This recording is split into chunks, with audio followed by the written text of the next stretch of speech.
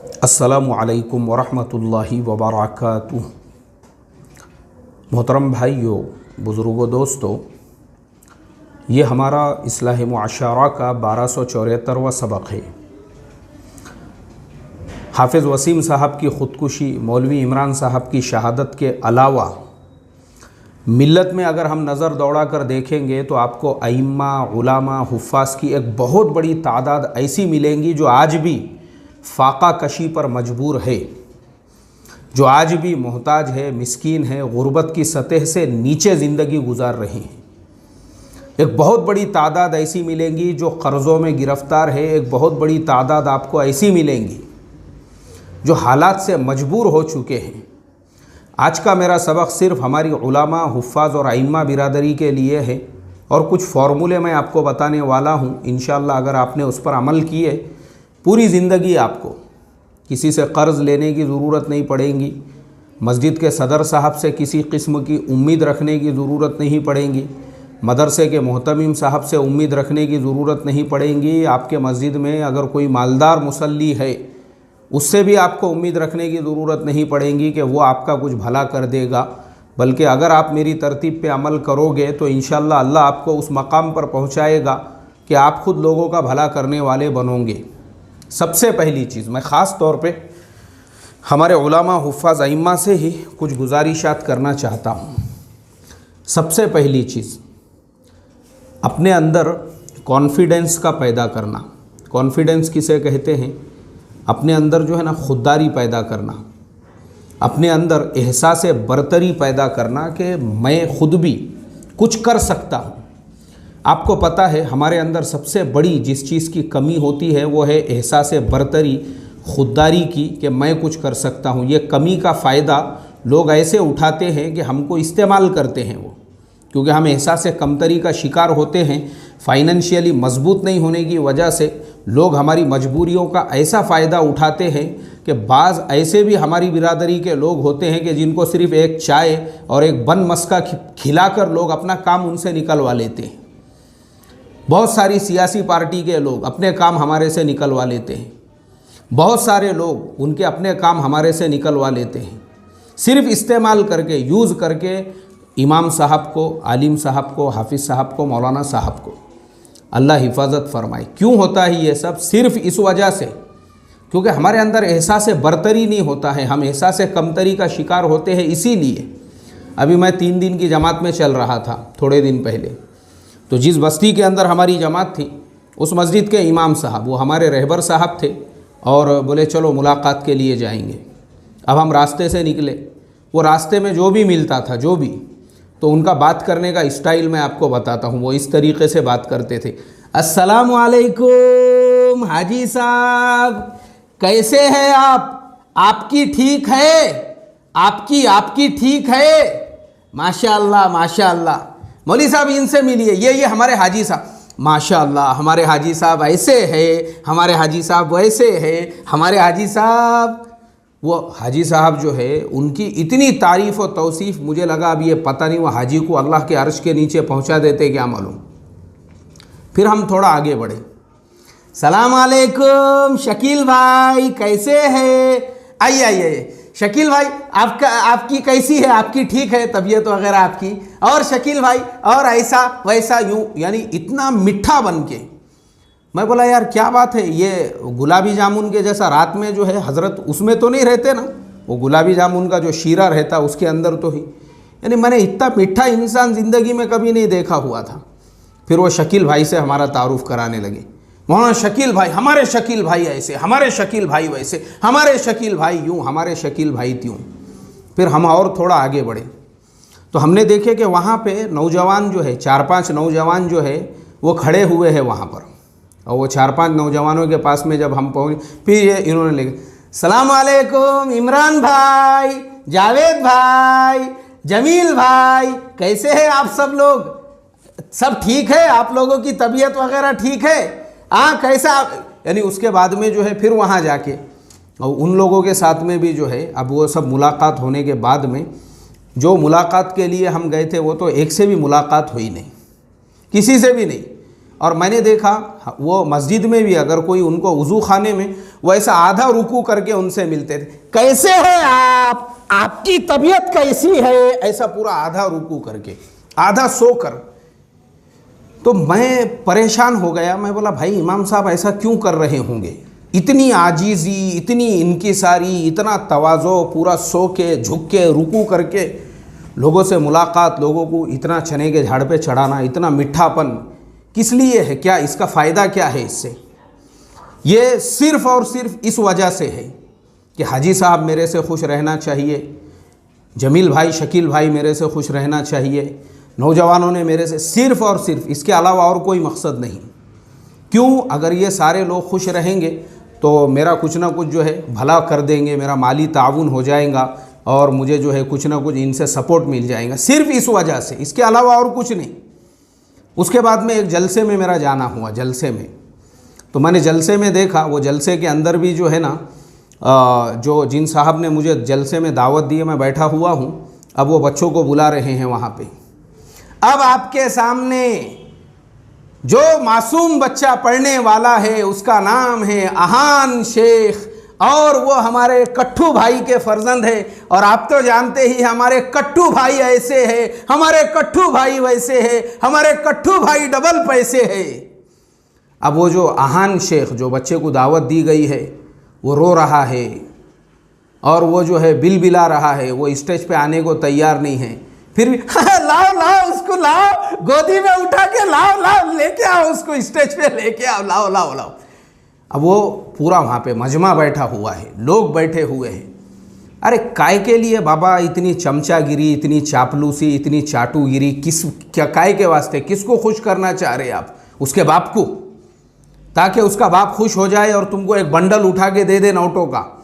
अब उसके बाद वो टिड्डा 1.5 फीट का उसको लाए खींच के वहाँ पे ज़बरदस्ती माइक पे, पढ़ने को तैयार नहीं।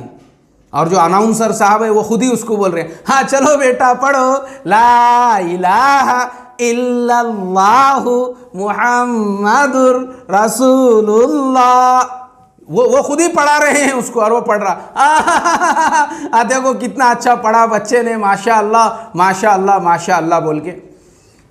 और जलसा ख़त्म होने के बाद में एक साहब आए जिनकी बेटी उसी मकतब के अंदर पढ़ती थी, और वो साहब ने आके बोले यार मेरी बेटी तुम्हारे पास 3 साल से पढ़ रही है, उसका जलसे में तुमने नाम डाले थे, उसको बुलाई नहीं तुमने।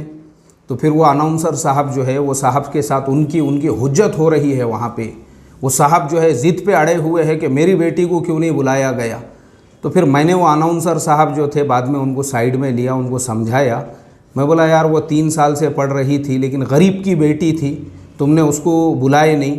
और वो टिड्डा 1.5 फीट का अहान शेख जिसको बुलाए थे, सेमड़ा चिपड़ा, अभी बराबर से उसने जो है दुनिया में कदम भी नहीं रखा हुआ है यार, ज़बरदस्ती ला के खाली उसके बाप को खुश करने के लिए, करोड़पति का बेटा है बोल के इसके लिए। तो ये जो चीज़ होती है ना मोहतरम दोस्तों, ये मैंने आपको मिसालें इसलिए दिया हूँ, ये सिर्फ एहसास कमतरी की वजह से, ये हमारे अंदर से जब तक निकलेगा नहीं, हम खुद अपने आप को ये नहीं समझेंगे कि मैं खुद कुछ कर सकता हूँ। क्योंकि हमारा सबसे बड़ा प्रॉब्लम है यूज़ करते हैं लोग हमको, यूज़। अभी मैं आपको बताऊँ, अभी मेरे बारे में जो है एक साहब, किसी साहब ने जो है एक वीडियो बनाकर उसमें मुझे गालियाँ दी गई है, बुरा भला कहा गया था। तो हमने साइबर क्राइम में उसकी वो की है, कंप्लेन की है। अब साइबर क्राइम के अंदर जब उसकी तहकीकात हुई, पता चला तो वो एक मौलवी साहब निकले। चैनल किसी और का है, पैसे वाले एक मालदार साहब का है, लेकिन एक मौलवी साहब को जो है वड़ा पाव खिला के, नाश्ता चाय पानी करा के, उनको एक बन मस्का खिला दिए और उनको पूरी स्क्रिप्ट तैयार करके दे दी गई है कि बस आपको पढ़ना है।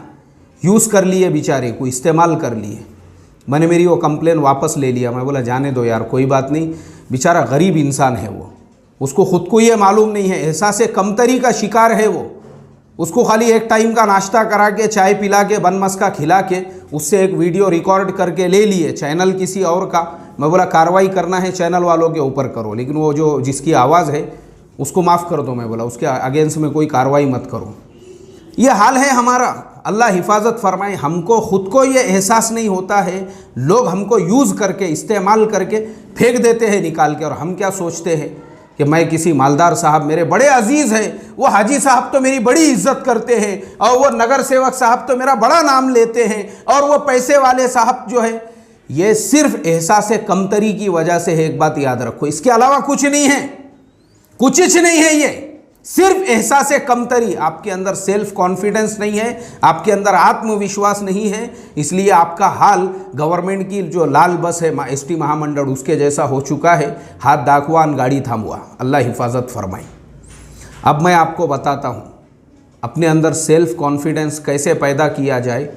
सबसे पहले एकसू होकर मुराक़बे में बैठो, अल्लाह तबारक व ताला की ज़ात से ताल्लुक़ जोड़कर अपने दिल में ये बात पैदा करो कि मेरा खालिक, मेरा मालिक, मेरा पालनहार तो मेरा अल्लाह है।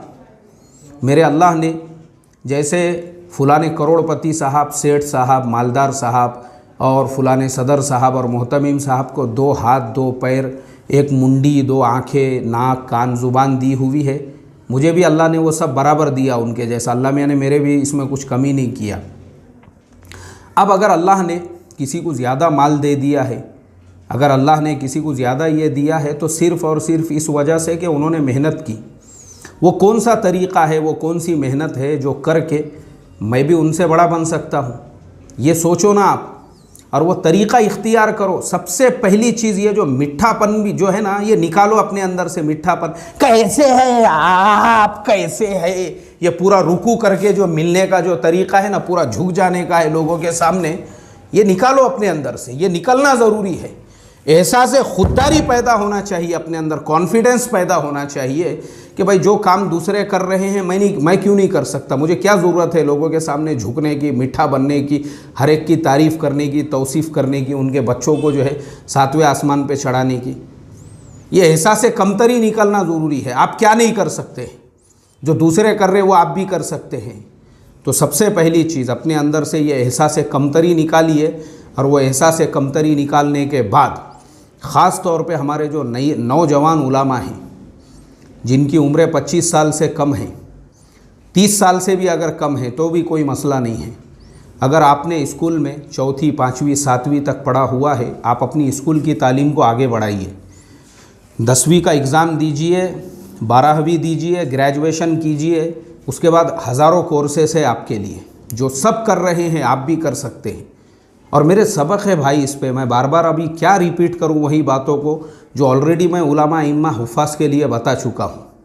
और आपको मैं बताऊँ, बिहार के अंदर हमारा यही सबक सुनने के बाद एक मौलवी साहब ख़ुद उन्होंने 10वीं का इम्तिहान दिए और बाद में लोगों को तरगीब देकर उन्होंने मुझे बताया, मौलाना कम से कम 10 से ज़्यादा हुफ़ाज़ और उलामा होंगे जिन लोगों को मैंने ये एग्ज़ाम देने लगाया सिर्फ़ आपका सबक सुनने के बाद। मेरे पास मैसेज है उनका।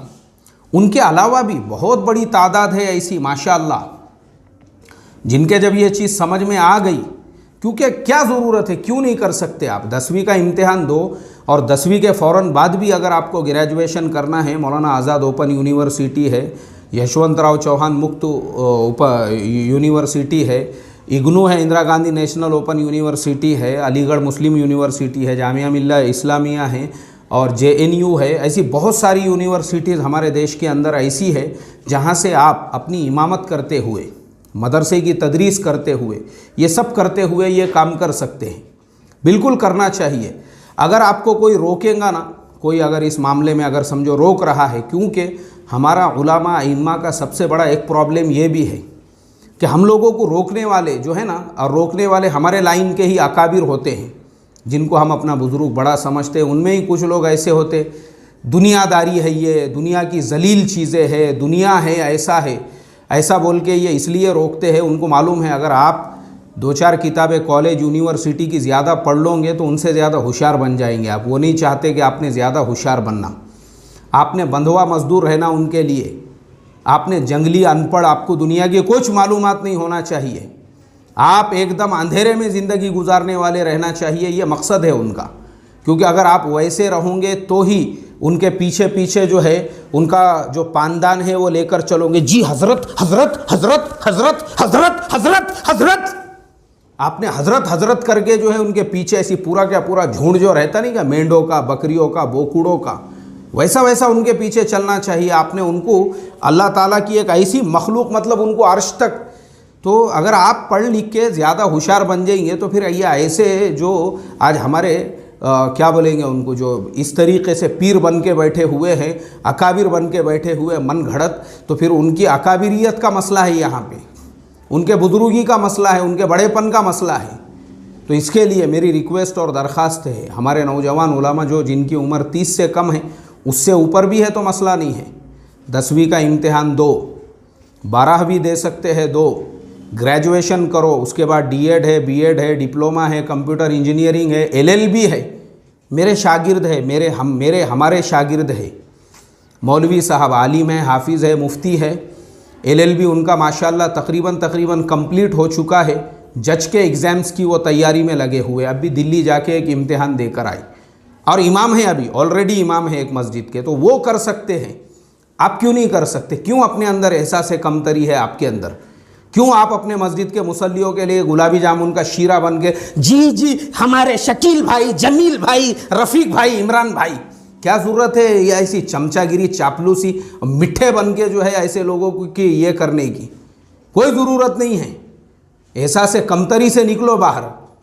जब वो हमारे शागिर्द जज के एग्ज़ाम की तैयारी कर सकते, मदरसे का फारिग एक आलिम, दारुल उलूम देवबंद के एक मौलवी साहब का पिछले साल कलेक्टर बने हुआ, IAS उन्होंने एग्ज़ाम पास किए।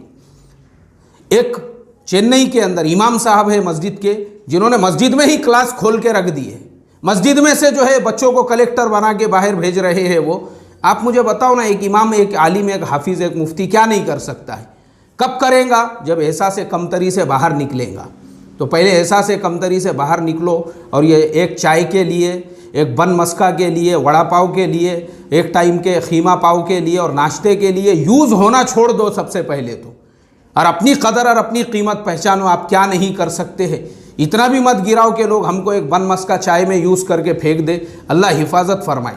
तो सबसे पहले एजुकेशन लेवल और उसके बाद बिज़नेस लेवल पे हम कल बताएंगे। अस्सलामु अलैकुम वरहमतुल्लाहि वबरकातुहू।